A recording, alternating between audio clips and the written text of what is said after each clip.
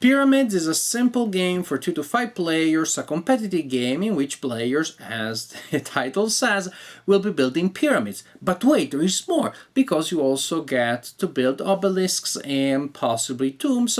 It's a fairly simple Euro game with a spatial element, an element of spatial and visual puzzle. Sometimes in my videos, my discussion requires disclaimers, philosophical digressions, a sorted folder roll, but this time I think we can keep it short and sweet, and I think more or less you know what you need to know at this point of your acquaintance with pyramids. So without further ado, let's take a closer look at the game. Each turn starts with the players selecting one of these tiles here. Not all will be in play depending on the number of players, and these tiles will determine the order in which players will go in the following phase of the turn, and also what they will be able to do during the turn. And there's a nice trade-off here, because the earlier you go, the fewer things you'll be able to go. The first player to select a tile is the first player of the turn, as determined as marked by this adorable first player's marker here. And suppose I am the first player this turn to select these tiles, and I select this one, Joel selects this one, Lance selects this one, and Rodney selects that one. And we're not going to use this one. So now we know the order in which we will go in the following phase. The following phase is when we acquire resources. We draw a number of pairs of cards from that deck equal to the number of players. So suppose it's 4. And then each player will select one of these pairs and add it to their resources and guess the order. Well, the player with the number 1, or in any case with the lowest number, it may be that the number 1 wasn't chosen, with the lowest number goes first, and so this player gets these cards here, this player wants to take these cards here, and so on and so forth. Once we have our cards, it's time to use them to build. But what we can build with those cards is determined and limited by the cards. The player with this card will only be able to add a single card to their pyramid. The player with this style must add a card to their pyramid and may add a card to their tomb. We'll talk about that later. This player must add a card to their pyramid and may add a card to their obelisk. This card, depending on the number of players, may mean that you can add to both, or you can add to either one. You see the slash here.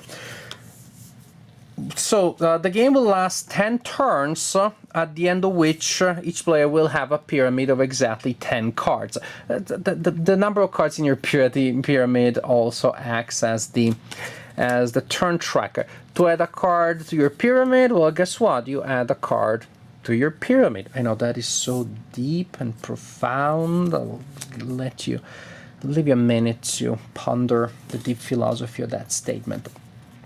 Each pyramid will have a base of 4 cards and then a second layer of 3 cards, and you do not have to build it in the order that I'm showing you here, as long as you're not creating a hanging garden, because that is the Babylon expansion. I'm making it up, I know that there's a Babylon expansion. As long as you're not leaving things hanging, you can build things in different ways. You have a little bit of leeway there as to what you want to do.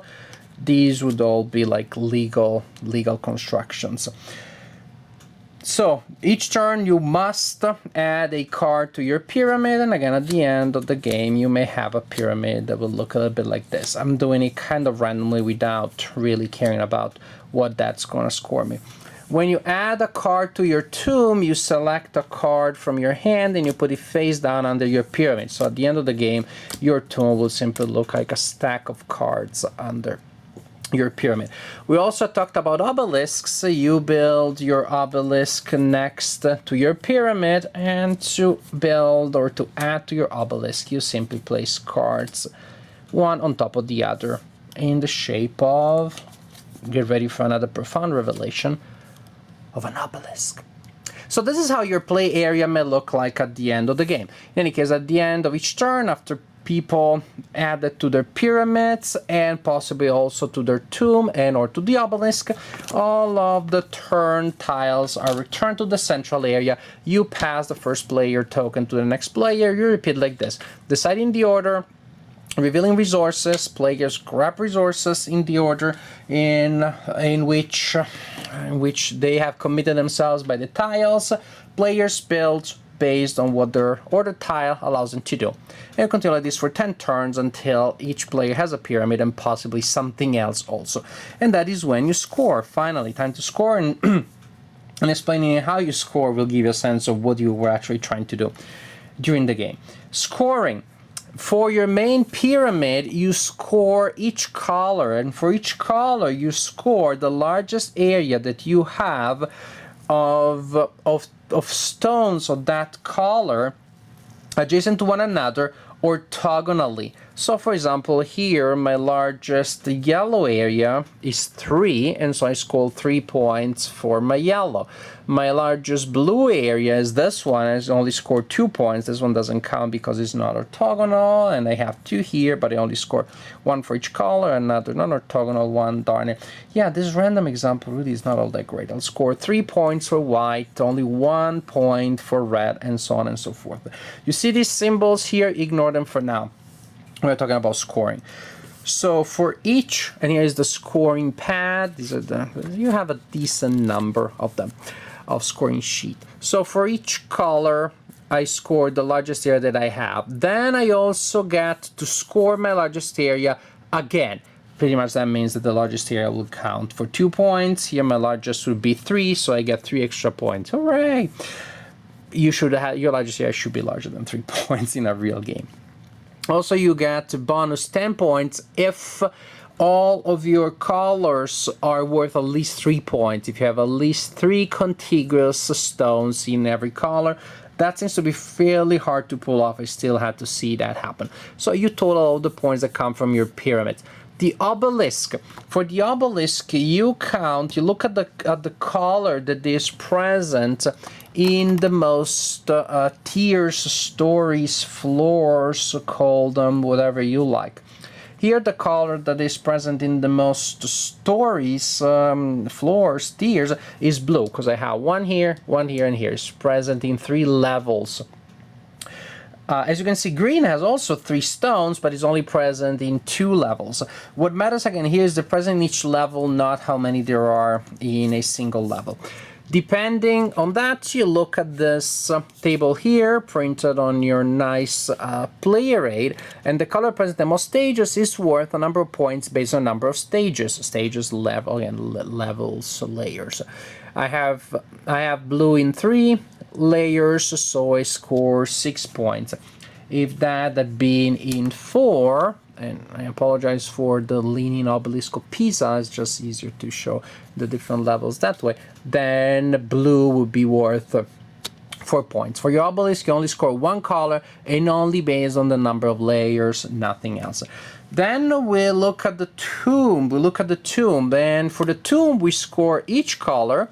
And for each color, the player that has the majority in that color gets to score 5 points. So we reveal all of the cards in our tombs face up, and then we start asking, okay, let's check red. How many do you have? I have 1, says Joel. I have 0, says Lance. I have 25, said Rodney. What the heck, Rodney? Yeah, I really like red. Okay, fine, Rodney, fine. And I myself, Marco, have 4. Dang it. So Rodney, who had like an ungodly number of stones in that color, gets to score 5 points. And then we repeat that. Green, how many do you have, guys? Yellow, white, and blue. And again, for each color, the player that has the majority scores 5 points. It can be a little tricky and risky because you can have a ton of cards, but if somebody else also has exactly the same number, there's a tile, no one has the majority, and so for that color, you score 0. On the contrary, there are times where I see players scoring a certain color with 2 stones because simply no one else had any stones in that color. Fun stuff. Then glyphs. The glyphs are these symbols here. These symbols may represent obelisks, may represent pyramids, and they may represent tombs. You simply score 2 points for each glyph that is in the correct position in the matching area. 2 points for each obelisk glyph which is in an obelisk, a pyramid glyph which is in a pyramid, and tomb glyph which is in a tomb. Other than that, by the way, the stones with a glyph on top act as normal stone. This, for all the color matching purposes, is a normal white stone, this is a normal yellow stone, and so on and so forth. So you got a series of sources of points that score in different ways: pyramids, obelisks, tombs, and glyphs. You total the points for each player, and at that point the player with the highest total is the winner of the game. I like pyramids. I find it to be a fun game, a game that is maybe less friendly than it looks like at the beginning. You and I, we are seasoned gamers, we read the rules, we play the game, everything seems to be pretty obvious, and we may be tempted to use the game as a gateway game, which I did. I found out that players that are not regular gamers, such as you and I, may have a little bit of a hard time getting into the game. Not that the rules are complicated, it's just that the scoring system is much more complicated than casual gamers are used to. You may have casual gamers that actually know games that are a little more complicated than this from the point of view of the rules and the phases in a turn, etc., etc. But then the scoring system is pretty simple. I make more money than you, etc., etc. Or I kick you out of the game and I stay in the game, and so I win. Here, the fact that you have to score in these different categories that work in different ways, well, that can be a little bit of a challenge. Again, I played the game with some friends that were not, they are not hardcore gamers. They're not actually gamers in any sense of the word. And while they understood the rules, while understood what you were supposed to do, meaning the procedures that were implemented, they were never breaking any rule. They were placing the pyramids card the way they're supposed to, and the obelisk cards one on top of the other, and so on and so forth. They candidly confess in the second or third turn that they had no idea why they were doing things, how to get to the objectives, and what the objectives really were. Yes, we went through all of the different ways in which you can score points, but those somehow blurred into their mind. So I explained, well, in the pyramid, just try to get big areas of the same color. All things being equal, try to get the pyramid glyph in the pyramid, the tomb glyph in the pyramid, and so on and so forth. The obelisk in particular also seemed to be particularly tricky to teach. Again, this is not something that will baffle any seasoned player, but the game seemed to have the potential to work as a gateway game, whereas in truth it's going to be a little trickier than it may appear at first. If you decide to use it as a gateway game, just be aware of the potential difficulties and just be ready, not just to explain the rules, but for the first couple of turns also to talk about the strategy. Well, maybe in the tomb you want to commit to a couple of colors and don't go all over the board, choose your battles. The obelisk, remember, all that matters is the presence in the tiers, not how many stones are in each tier. Very important, try to get large areas of the same color on the pyramid. Also try not to commit to a shape too early, because if you commit too early to a shape, then you're stuck with being forced to place cards in a certain way in later turns, and so on and so forth. This being said, all these elements make the game very good, precisely because the four areas of the game, the glyphs, the obelisk, the tomb, and the pyramid, work in such different ways. One, the pyramid is really a spatial element, which really has, again, is an element of puzzle and an element of hedging your bets, of being able to delay as much as possible, committing to a certain pattern, keeping your options open. Whereas the obelisk is pretty much a fairly simple, fairly straightforward thing. It's not that hard to get 15 points, which is the maximum from the obelisk if you just put your mind to it. It's probably the solid, the most reliable way of scoring points in the game, and it's not the worst one either, so just go for it. There's nothing wrong with that. The tomb, well, that's a little bit of a swinging thing, because it can be a huge amount of points that you score from there, but it can also be very risky because there are cases in which you may tie, and there is very little way of avoiding that, and then you're not scoring the points that you were planning to. Now, this being said, true, potentially, theoretically, you could always keep track of what the players put in their tombs. Maybe not always, but in most cases. If you only have 2 cards, you didn't save any cards on the previous turns, you picked up 2 cards on the table, one goes in your pyramid face up, one goes in your tomb, well, I know which one is in your tomb if I pay attention to that, if I have perfect memory. And I am a sort of like human Robocop, cyborg hybrid human machine. Because of course, most likely I'm just thinking about my pyramid, I'm worrying about whether or not I'm going to get a certain card. So theoretically, you could do that. And in truth, in most cases, you will not have perfect knowledge. But if you have decided to invest in the tomb strategy, you'll get a sense. You'll get a sense of what the players are placing in their tomb. But still, there is a certain risky element. As for the glyphs, again, you get a good sense of what the players have, and it's about maximizing how many you have. But usually you will not want to lose a ton of points in the pyramid to place a certain glyph. And so it's just an added bonus. But again, I've seen players scoring, between 6 and 18 points with the glyphs, and that's a huge difference. So I like how these 4 elements, these 4 ways of scoring points work together. I like the choice that they present to it. I like the various decisions that you have to make, and they simply, again, the way in which they commit you to do different things and take more risks here, more risks there, and work, and simply they make your brain shift gear and work in different ways. The puzzle of the pyramid, of course, is probably the most important one, or at least the one that attracts the most attention, and also the one that is, quite frankly, the most fun to solve. I mean, the game does feel about the pyramid with additional the obelisk and the tomb, rather than a game about the obelisk and the tomb with a pyramid tossed in the mix. And constructing a good pyramid that scores you auto points also determines a lot of other things in the game. It's pretty fun to see how early in the game the players will most likely tend to go for the tiles, the turn order tiles that make you go later in the turn. Because I don't have anything in my play area, I'm not committed to anything, I don't care what I get. Give me any sort of card, I'm okay going last. Give me any sort of card, I'll put it there and then I'll build from there. I don't know a strategy in mind yet, and again, I'm not committed in any way. Later in the game, then I have my pyramid that has like 4 blue things here and another 4 blue things here, and I really want a stone that connects them. Then I'm gonna want to go first, and I don't care if I'm losing the opportunity to put a card in my tomb or in my obelisk. So we'll see how the selection of the turn tiles tends to switch from the later tiles to the earlier tiles as the game progresses. This being said, it is a game that I find very satisfying, very fun, but it is a game that may not be for everybody, in the sense that it is a game that is very tactical, not very strategic. It's very much about reacting, and there is a limited element of planning ahead, because you don't know what kind of stones are going to be here this turn, next turn, 2 turns from now.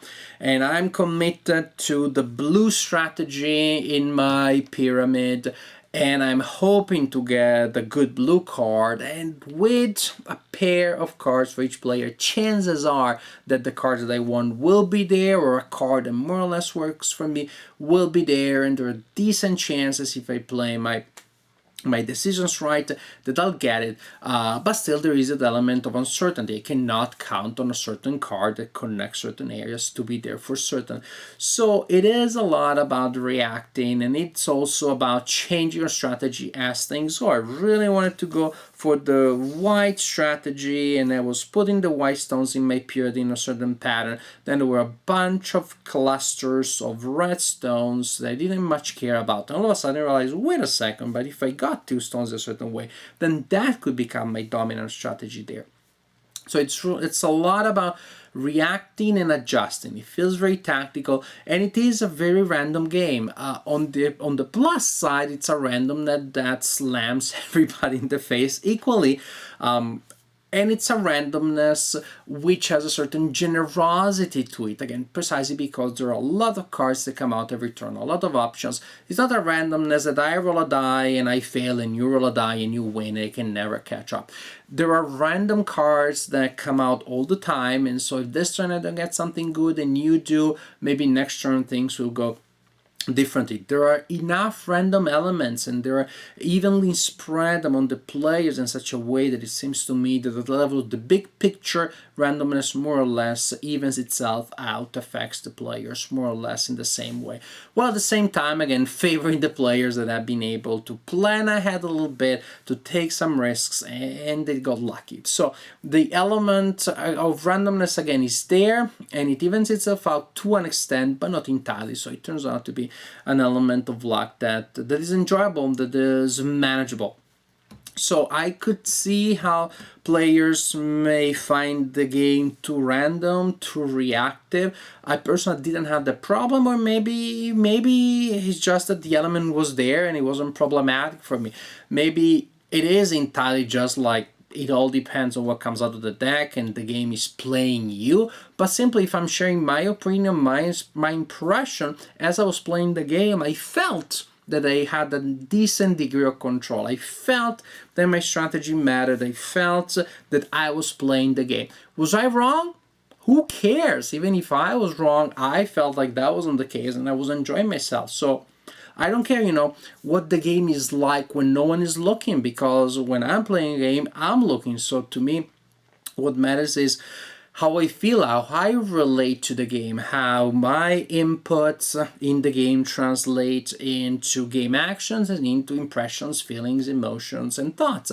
And from that point of view, I felt that yes, the game is massively random, but at the same time, I was engaged. I was interested. I wanted to see what happened later. I wanted to see what my opponents would do, what they invest in, what kind of turn tiles they would want to take. I was making decisions that sometimes worked and sometimes didn't, but I felt that there was enough agency that I had in the game to make me feel connected with the design, and that made me want to keep playing and see what happened, and made me felt at the end when I won, I felt rewarded. I felt a sense of accomplishment. I didn't feel like, yeah, okay, I was just lucky and that's luck handed me victory, or another time I lost, but there was nothing else I could have done. And again, because of the reactive element, it may even be that experienced gamers still will struggle to figure out what the right strategy is. I'll tell you, what is the right strategy? Do the best thing under the circumstances. I know that's very deep and detailed, so, feel free to write on a piece of paper, frame it, put it there. Great wisdom from me. Yes, that's all I had to tell you. It's about reacting to luck, so it is about do what seems to be best under the circumstance in any specific moment, and maybe it will work out. And that's all the strategy that I have to offer to you. Again, not very deep and yet very situational, but again, to me the point of the game is precisely to react to the situation and do the best with what the game gives you. What can I say? When life gives you rocks, make pyramids, and that's really is the message of the game, and is the message that I have for you. Actually, that's not all the message. The other part of the message is that Pyramids is a pretty good game. It's a fun game, not for every group. It's a little too convoluted to be a gateway game, maybe a little too random and too tactical for some of the groups, but I personally enjoyed it. People that I played it with enjoyed it, so it may have a target which is not universal. It may be pretty narrow, pretty defined, but if you believe that you belong to the target, and if you believe that your friends belong to, please by all means give it a try, because Pyramid for that specific target can be great fun.